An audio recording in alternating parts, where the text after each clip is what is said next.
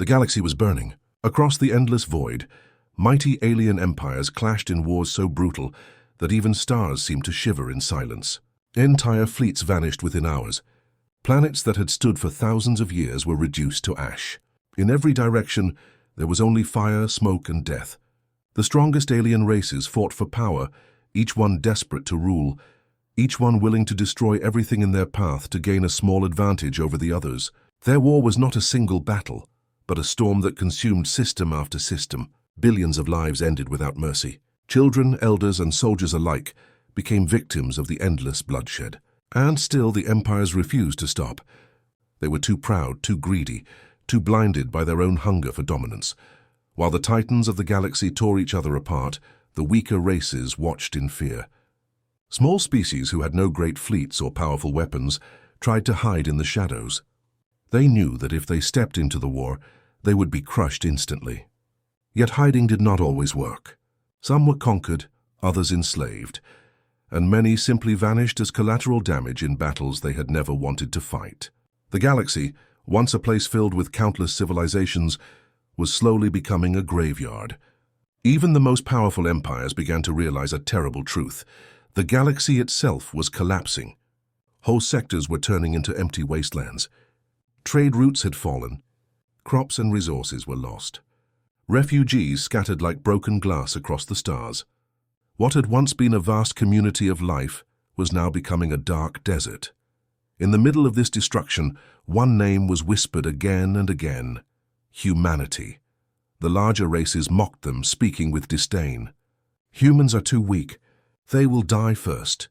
Compared to the mighty fleets of the empires, human ships were small. Compared to the weapons of the great warriors, human guns were fragile. Compared to the vast territories of alien kings, human colonies were few and poor. On paper, it seemed true.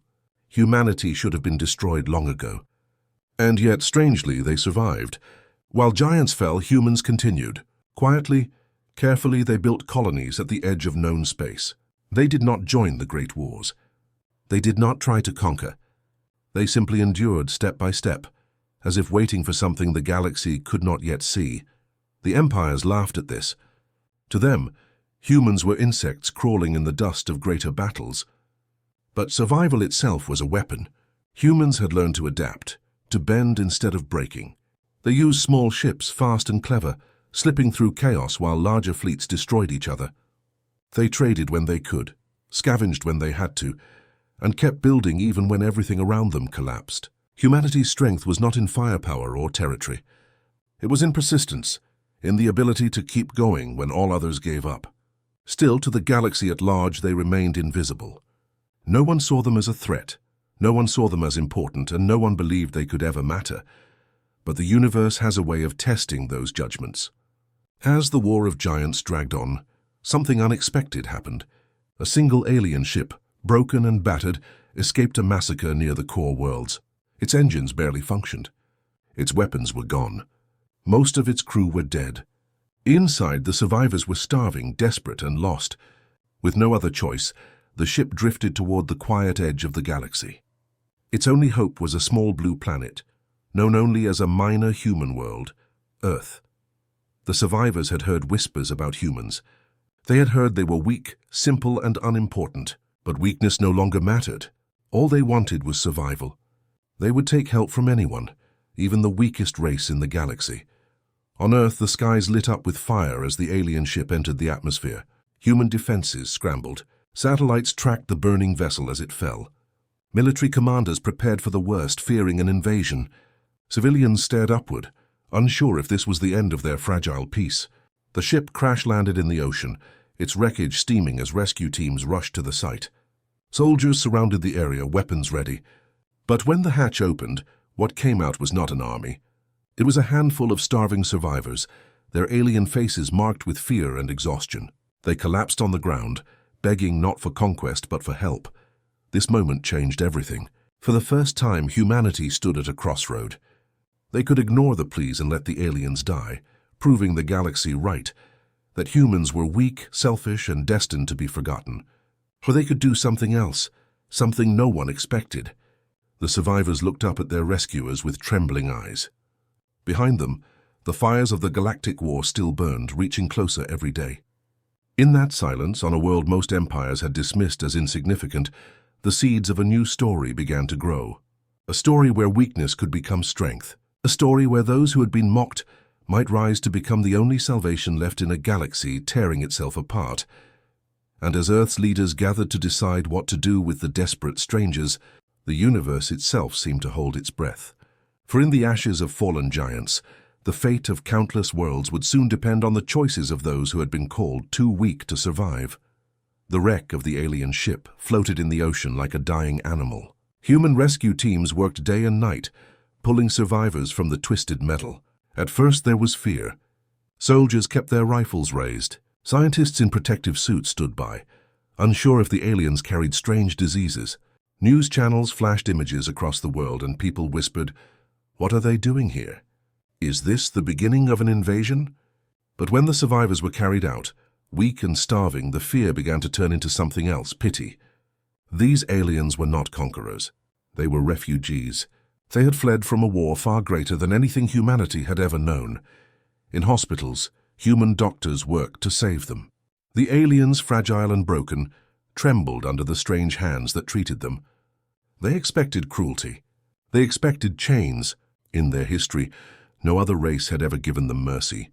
Empires had used them as tools, as slaves, as fodder for war. But here on Earth they found clean beds, food and care. They did not understand why. They asked again and again, "Why are you helping us?" "You gain nothing." The doctors answered with simple words, "Because it is right." When the alien refugees told their story, the truth shocked human leaders. Their world had been destroyed in the crossfire of two warring empires. Cities turned to dust, oceans boiled, and the survivors had been hunted as if they were pests. Their ship was the last of their kind, or so they believed. To them, humanity was strange. No one else had stopped to help. No one else had given them a chance to live. And yet here were the so-called weakest of the galaxy, offering shelter without asking for anything in return. The aliens could not decide if this was bravery or madness. Not everyone on Earth agreed with helping them. In secret meetings, some politicians argued, "We are not ready. If we shelter them, their enemies will come for us. Humanity is fragile. We cannot fight galactic wars." Others replied, "If we turn them away, we prove the galaxy right. We prove that we are weak, selfish, and unworthy of respect." The debate tore through governments, but the choice was already being made on the ground. Soldiers guarded the hospitals not as prisons but as shields. Volunteers brought food and gifts. Children left flowers outside the wards. The refugees saw all this and began to whisper among themselves, "Perhaps the humans are not as weak as the galaxy believes." Still, word spread quickly. Across the stars, powerful empires heard the news. The humans were hiding survivors. To the great warlords, this was not an act of kindness. It was defiance. They mocked humanity in their councils. "Look at them," they laughed. "The insects think they can save others. Do they not know what happens to those who stand in the way of giants?" Some empires ignored the event, seeing it as meaningless, but others began to pay attention, suspicious of the humans' growing role. To them, weakness was never tolerated. Those who gave shelter would soon be punished. Meanwhile, in the refugee camps built near the crash site, something remarkable began to happen. The aliens, once broken and hopeless, started to heal. Their children laughed again. Their elders spoke stories of their lost home. Slowly, they rebuilt fragments of their culture. And always at the center of those stories were the humans, the unexpected saviors. One alien elder, thin and scarred, told a human soldier, "We thought all kindness was dead in this galaxy. Then we met you. You remind us of what we lost." The soldier, a young man who had never seen war, had no answer, but he carried those words with him, as did many others. The galaxy, however, is never silent for long. Refugees brought not only gratitude but also danger. Their pursuers were searching, following faint signals and rumors. It was only a matter of time before someone discovered Earth's secret. And when they did, the price would be heavy. Human generals knew this. They looked at their small fleets, at their fragile ships and limited weapons, and wondered how long they could resist. Some argued to move the refugees far away, to distant colonies where Earth would not be targeted. But the refugees refused. "You are the first to help us," they said. "We trust no other hands, Suspense grew. Night after night, radar operators scanned the skies, waiting for the signal that would mean an enemy fleet had found them. The alarm sounded before dawn. Screens across Earth lit up with the same terrifying image: a massive alien fleet entering the system. Hundreds of warships, dark and merciless, cut through space like blades. Their weapons glowed with power, strong enough to burn whole continents in seconds. Humanity's generals had feared this day, but now it was real. The enemy had come, and they had come for blood. The order was clear: Earth must surrender the refugees or be destroyed. But surrender meant death all the same, because mercy was not in the nature of these conquerors. They would kill the refugees and enslave the humans, just as they had enslaved so many others before. In command centers, human leaders faced the impossible. They had only a handful of fleets. Their ships were smaller, their weapons weaker. Against such overwhelming power, defeat seemed certain. Some voices cried out in fear, "We cannot fight them. We must hide. We must give up the refugees or we will all be killed." But others stood firm. One general, his voice shaking but strong, declared, "If we surrender today, then humanity will forever be known as cowards. We may be weak, but we will not kneel. We will fight no matter the cost." His words carried across the world, broadcast to soldiers and civilians alike. The choice was made. Earth would stand. When the alien fleet reached the edge of the system, they expected silence. They expected the humans to beg for mercy, to kneel as all weak races had done before. Instead, they found resistance. Human ships launched from hidden bases on the Moon and Mars. Small fleets rose from the oceans, breaking through the atmosphere like arrows aimed at giants. The aliens laughed when they saw them. "These are toys, not warships," their commanders sneered. But when the first shots were fired, the laughter turned into anger. Human ships did not attack head-on. They were too fragile for that. Instead, they struck like wolves, darting in and out, using speed and cunning. Mines were hidden among asteroids. Decoys confused enemy sensors. Small fighter groups flew straight into the enemy's lines, drawing fire while larger ships launched missiles from the shadows. Again and again, the humans struck, retreating before the enemy could crush them. Every time the aliens thought they had won, another ambush appeared. Weakness had become strategy. In orbit above Earth, one battle stood out. A single human destroyer, outnumbered 10-1, refused to retreat. Its captain locked onto an enemy cruiser, knowing his ship could not survive. He ordered his crew to escape pods, but he stayed behind at the controls. With one final charge, the destroyer rammed the alien vessel, tearing both ships apart in a blinding explosion. Across the fleet, humans saw it happen. Soldiers whispered his name, swearing to fight harder. Even the refugees watching from hidden shelters wept, realizing the humans were not just protecting them, they were dying for them. Still, the cost was heavy. Human ships burned across the skies. Whole fleets were torn apart. Civilians hid in underground bunkers as enemy fire rained down. The world shook and it seemed Earth would fall. But humanity's spirit did not break. Refugees, desperate to repay their saviors, stepped forward to fight alongside them. Some joined the defense lines, teaching humans how to use scraps of alien tech from the wreckage. Others volunteered as pilots, guiding human ships with their knowledge of enemy tactics. For the first time in history, humans and aliens fought as one, and together, they struck a wound into the heart of the invaders. On the enemy flagship, fury spread. The commander, a warlord who had destroyed dozens of worlds, roared with disbelief. "How can this be? They are weak. They are nothing." But weakness had become strength. The humans refused to fight like giants. They fought like survivors, clever and stubborn, unwilling to surrender even when crushed. Every small victory, every ambush, every sacrifice began to break the enemy's pride. And pride, more than strength, was their greatest weapon. Now it was cracking. After days of brutal fighting, the enemy finally retreated from Earth's orbit. They had destroyed many human ships, but they had not won. For the first time, a weak race had resisted them and survived. The retreat was not a defeat in numbers, but it was a defeat in spirit. The refugees cheered. The humans mourned their dead, but also stood taller than before. Against impossible odds, they had proven the galaxy wrong. They were not too weak to fight. They had shown courage no empire could match, but victory came with a shadow. Humanity had drawn attention. Across the stars, other empires now watched them with suspicion. If a so-called weak race could wound a mighty fleet, what else were they capable of? Whispers spread through councils and war rooms. Some saw humanity as a new ally. Others saw them as a threat that must be destroyed before they grew too strong. And the warlord who had fled from Earth swore vengeance. "They will pay for this insult," he growled.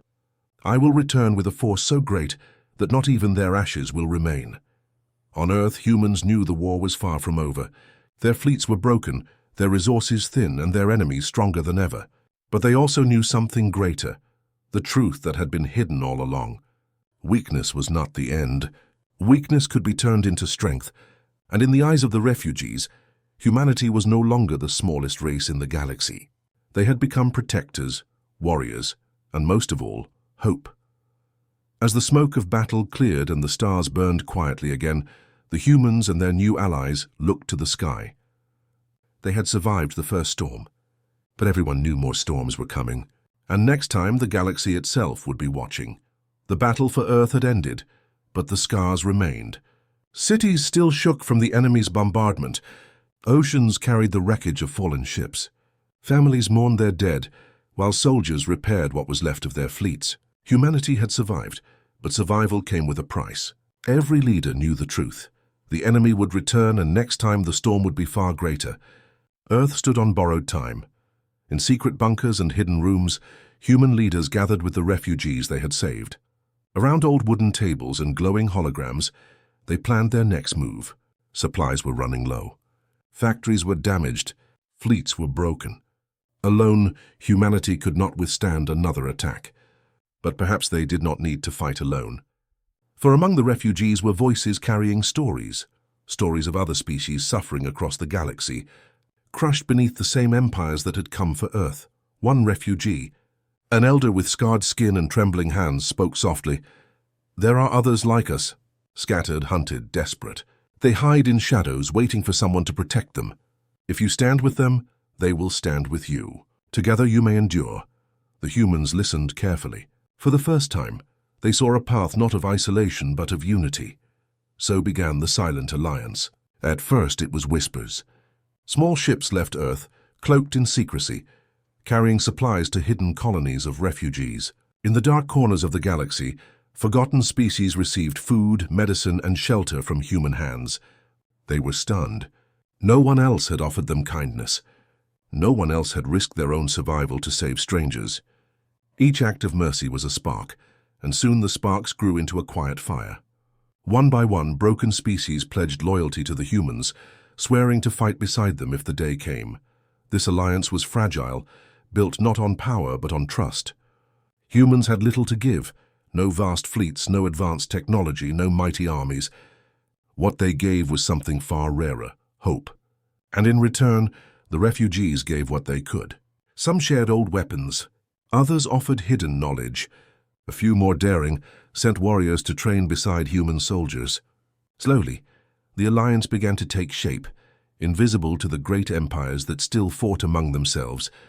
But secrets never last forever. In the shadows of their war councils, spies whispered of human movements. Rumors reached the ears of the warlord who had fled from Earth. He listened with growing fury as his scouts reported. The humans spread lies of strength. They gather insects into a swarm. They believe they can challenge the true masters of this galaxy. His fist slammed against the table. Let them build. Let them dream. When we return, we will crush them all together. Not one weakling will remain. Meanwhile, on Earth, life changed. Refugee camps became towns. Alien children played alongside human children, their laughter carrying across fields once filled with silence. Farmers taught alien families how to grow food in Earth's soil. Engineers worked side by side, blending human technology with scraps salvaged from wrecked alien ships. The world became a strange mixture of species and cultures, united not by strength but by survival. Yet not all humans accepted this new reality. Some feared the refugees, whispering that aliens would betray them. Others demanded resources for humans only. Protests filled the streets of some cities. "We cannot save everyone," they shouted. "We are weak already. Why should we risk our lives for theirs?" The debate tore through Earth's governments. But when leaders walked through the camps and saw the refugees kneeling to thank their protectors, the answer became clear. Humanity had already chosen. Still, the danger was real. Satellites picked up strange signals. Enemy scouts searching the edges of human space. Commanders feared discovery. They doubled defenses, trained new soldiers, and tested experimental weapons built from alien blueprints. Every night the stars were scanned, and every night the fear grew heavier. The alliance had been built on trust and hope, but trust alone could not stop war. Weeks turned into months, and though Earth rebuilt, danger drew closer. The enemy spies who had watched silently now returned to their masters with maps, numbers, and secrets. They carried tales of hidden fleets, growing unity, and alien refugees finding safety under human protection. To the warlord who had once fled Earth's defenses, this news was poison. He slammed his fist against the table and roared, "So the weak dare to rise? Then let us show the galaxy what happens when insects dream of strength." The order was given. A new fleet, larger than before, moved toward human space. Its weapons were sharpened, its engines roared with fire, and its commanders swore to erase Earth and all who allied with it. But this time, the enemy did not come openly. They sent infiltrators first, small ships with cloaking devices slipping past defenses. They carried assassins, saboteurs, and spies. Their goal was not to fight directly. It was to tear the alliance apart from within, to break the shield humanity had built. On Earth, life had begun to look hopeful. Refugee towns were growing. Children of different species played together in green fields, and soldiers trained side by side. Humanity had proven that it could fight, and its allies believed in that strength. Yet in the shadows, something darker moved. Food supplies began to vanish. Communications between colonies were disrupted. One refugee town was destroyed in a mysterious explosion. At first, leaders thought it was an accident. But when another attack came, and then another, the truth became clear. The enemy had found them. Panic spread through the alliance. Refugees whispered in fear. Perhaps the humans cannot protect us after all. Some even accused humans of betrayal, believing that Earth had made secret deals with the enemy. Old wounds reopened. Trust that had taken months to build began to crumble in days. Human leaders tried to calm the chaos. "This is what the enemy wants," they said. "They want us divided. If we stay united, we can resist. If we break, we will all be destroyed." But fear is powerful, and whispers of doubt spread faster than hope. The enemy struck hardest at the colonies. One night, in the silence of space, a fleet appeared above a human outpost where thousands of refugees lived. The defenders were few, their ships still damaged from the last war. The outpost called for help, but Earth's fleets were too far away. The enemy unleashed fire, burning through shields and tearing the colony apart. Families screamed as fire rained from the sky. Human soldiers fought desperately, but they were overwhelmed. By the time reinforcements arrived, the outpost was gone. Only ashes remained. The news broke hearts across Earth. Millions mourned. Refugee survivors cried in despair. For the first time, even the bravest voices wondered aloud, maybe we cannot win. Maybe we are too weak after all. Humanity had promised protection, but now their shield was broken. Across the galaxy, enemies mocked them. "See how the humans fall. Their mercy is weakness. Their kindness is death." The alliance trembled on the edge of collapse. In the Great Council of Leaders, arguments erupted. Some refugees demanded weapons for themselves, refusing to rely on humans any longer. Others accused rival species of betrayal. Human generals shouted for unity, but even they felt despair. One slammed his hand on the table and whispered, "We gave them hope, but hope may not be enough. Our shield has cracked. If we fail again, the alliance will shatter." In the ruins of the destroyed outpost, soldiers searched for survivors. Among the rubble, they found a single child, an alien girl clutching a broken toy, her eyes filled with tears. She whispered to the rescuers, "You came too late." Those words spread like fire among the troops. They carried the shame of failure on their shoulders, and with it a burning resolve. They swore that this loss would not be the end, but the enemy was not finished. Their spies spread lies, turning species against each other. Their fleet struck smaller colonies, forcing refugees to scatter once again. Each attack weakened the fragile trust of the alliance. Every leader knew what was coming, a final massive assault meant to wipe them out completely. The shield of unity was shattered. Now survival seemed impossible, yet even in the darkest night a spark remained. At a meeting held in the underground chambers of Earth, a refugee elder stood before the human council. His voice shook, but his words were clear. "You saved us when no one else would. Even now, after our losses, you stand with us. Do not believe you have failed. You are still the only light in this darkness. Without you, we have nothing." The room fell silent. Soldiers who had lost friends, leaders who had lost colonies, and refugees who had lost families all listened. And in that silence, they remembered why they had fought in the first place. Not for power, not for conquest, but for survival, for hope, for the right to live free in a galaxy of giants. The shield was broken, but the will to fight remained. Humanity stood at the edge of despair, but also at the edge of something greater. They had tasted defeat. Now they would prepare for vengeance. Far away, the warlord smiled as his fleets gathered. He believed the humans were finished, their alliance crumbling, their defenses shattered. He was wrong. Broken shields can be reforged, and sometimes what rises from the ashes is stronger than what stood before. The stage was set for the next great battle, and this time, humanity would not fight alone. The ruins of the outpost still burned in memory, but grief slowly hardened into steel. On Earth, survivors carried the ashes of the fallen into memorial fires, swearing never to forget. Soldiers stood in silence, their faces marked with pain. Yet behind those eyes grew something stronger than sorrow: resolve. Humanity had seen its shield broken, but now it would forge a weapon. The Human Council met in a secret chamber deep under the mountains. Maps of the galaxy glowed above the table, showing the spread of enemy fleets. Generals argued in sharp voices, but one truth guided them: defense was no longer enough. The enemy would not stop until Earth was ash. If humanity wished to survive, it had to strike first. For weeks, scientists and engineers worked day and night. Alien refugees offered their knowledge, combining their broken technologies with human design. Out of wreckage and desperation, new ships were born, faster, sharper, and more unpredictable. Where other empires built towering dreadnoughts, humans built lean predators. They did not match the enemy in size, but they carried minds trained in survival. Guerrilla warfare, ambush tactics, and sudden strikes, these were human strengths, and now they would be unleashed across the stars. At the same time, secret training began. Refugee soldiers who had once been scattered now gathered into joint units, learning human tactics. They drilled under harsh conditions, guided by human commanders who pushed them to fight smarter, not just harder. One alien captain admitted in awe, "Humans do not teach us how to kill. They teach us how to endure." Slowly, trust began to return. The first test came when enemy fleets struck a border colony. Instead of running, the defenders executed a trap. Human scouts lured the enemy into an asteroid field, where hidden charges detonated in a chain of fire. Asteroids shattered, ripping through the warlord's ships. Refugee fighters swooped in, striking at engines and supply carriers. In the chaos, the mighty fleet broke apart. For the first time, the enemy retreated. The news spread like lightning. Across the galaxy, whispers changed. Humans cannot be crushed so easily.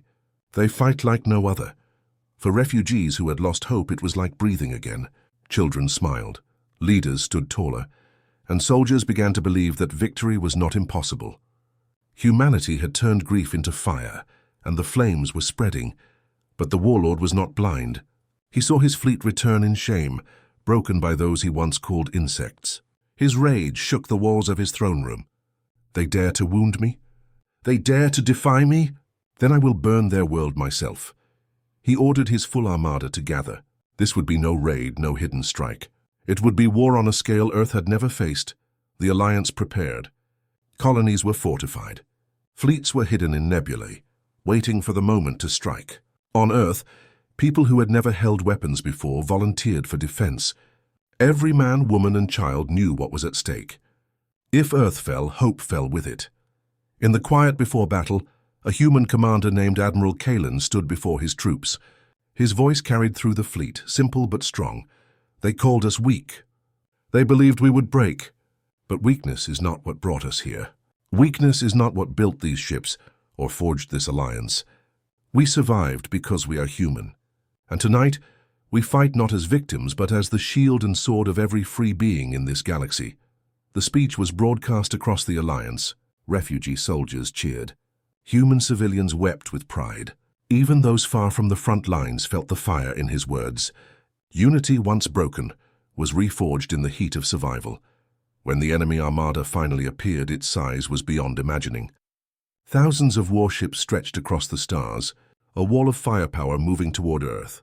Refugee scouts trembled at the sight, whispering, "No fleet can stop this."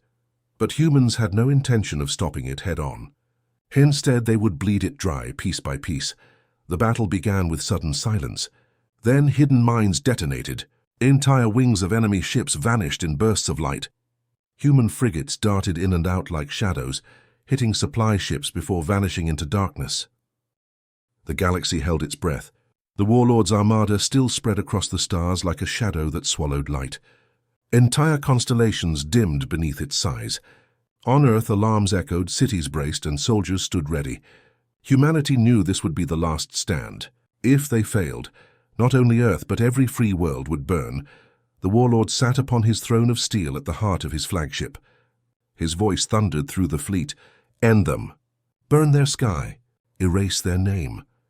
His generals bowed, and the armada advanced toward Earth. The last and greatest battle had begun. Humanity's fleets rose from hidden ports, joined by refugee squadrons.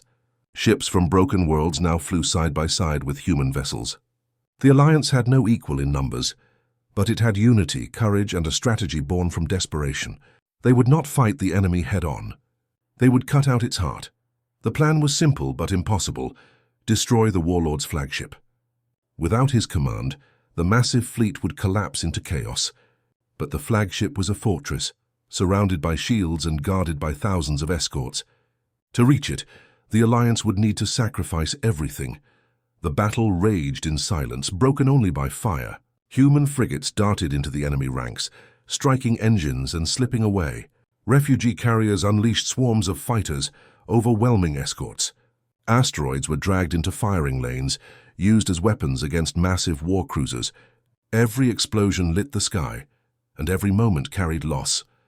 Admiral Kalen led from the front, his ship scarred but unbroken. His voice cut through the chaos. Hold the line. Every second we last brings us closer to victory. Remember why we fight. Remember who we protect. Across the fleet, soldiers answered with steel in their voices. The warlord watched, his fury boiling. Insects, he spat. Do they think they can touch me? He ordered more ships forward, swearing to crush the humans personally. But with every move, his fleet stretched thinner, his defenses weaker. The alliance was bleeding him dry. Finally, the moment came. A corridor of destruction opened toward the flagship. It was narrow, deadly, and filled with fire, but it was the only chance. Kalen gave the order. Strike team, advance. A small squadron of human and refugee ships broke from the fleet, racing into the corridor. Enemy fire hammered them, tearing ships apart, but still they pushed forward. Fighters exploded into dust. Frigates cracked into pieces, yet the survivors did not turn back. Every loss carved a path closer to the flagship. Among the strike team was the alien child, who had once been rescued from the ruins of a destroyed colony. Now grown into a pilot, her voice shook as she spoke over comms. For my people. For every world we lost. Her ship became a spear of fire, slamming into an escort cruiser, clearing the way for others. Kalen's flagship led the charge. Its hull burned, its shields faltered, but it pressed on. At last they reached the warlord's fortress.